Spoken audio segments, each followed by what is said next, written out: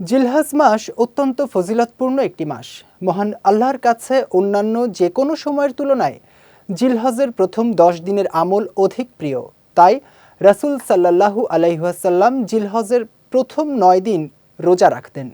বিস্তারিত থাকছে সৈয়দ নওশাদের ডেস্ক রিপোর্টে। হিজরি ক্যালেন্ডারের সর্বশেষ মাস জিলহজ। এ মাসের 8 থেকে 13 তারিখ এই 6 দিনেই হজের মূল কার্যক্রম সম্পাদন করা হয়। এ মাসের প্রথম দশক বিশেষ ফজিলতপূর্ণ। কোরআনে আল্লাহ জিলহজের 10 রাতের শপথ করেছেন। আল্লাহ বলেন, শপথ ভোরবেলার, শপথ 10 রাতের, শপথ জোর ও বেজোরের। জাবের রাদিয়াল্লাহু তাআলা আনহু বর্ণনা করেন, আল্লাহ রাসূল সাল্লাল্লাহু আলাইহি ওয়াসাল্লাম বলেছেন, এই আয়াতে 10 হচ্ছে জিলহজ মাসের 10 দিন, বেজোড় হচ্ছে আরাফার দিন, আর জোড় হচ্ছে কোরবানির দিন। ইবনে আব্বাস রাদিয়াল্লাহু তাআলা আনহু থেকে বর্ণিত হয়েছে, আল্লাহ রাসূল সাল্লাল্লাহু আলাইহি ওয়াসাল্লাম বলেছেন, অন্যান্য যে কোনো সময়ের তুলনায় জিলহজের প্রথম 10 দিনের নেক কাজ আল্লাহর কাছে অধিক প্রিয়।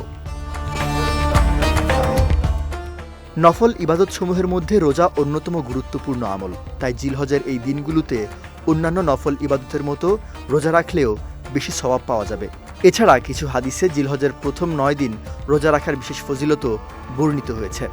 আবু হুরায়রা রাদিয়াল্লাহু তাআলা আনহু থেকে বর্ণিত হয়েছে, রাসূল সাল্লাল্লাহু আলাইহি ওয়াসাল্লাম বলেছেন, এই 10 দিনের প্রতিদিনের রোজা 1 বছরের রোজার এবং এর প্রত্যেক রাতের নামাজ কদরের রাতের নামাজের সমতুল্য। উম্মুল মুমিনিন হাফসা রাদিয়াল্লাহু তাআলা আনহু থেকে বর্ণিত হয়েছে, নবীজি সাল্লাল্লাহু আলাইহি ওয়াসাল্লাম প্রতি বছরই জিলহজের প্রথম 9 দিন রোজা রাখতেন। তিনি বলেন, নবী সাল্লাল্লাহু আলাইহি ওয়াসাল্লাম কখনো 4টি আমল পরিত্যাগ করেননি।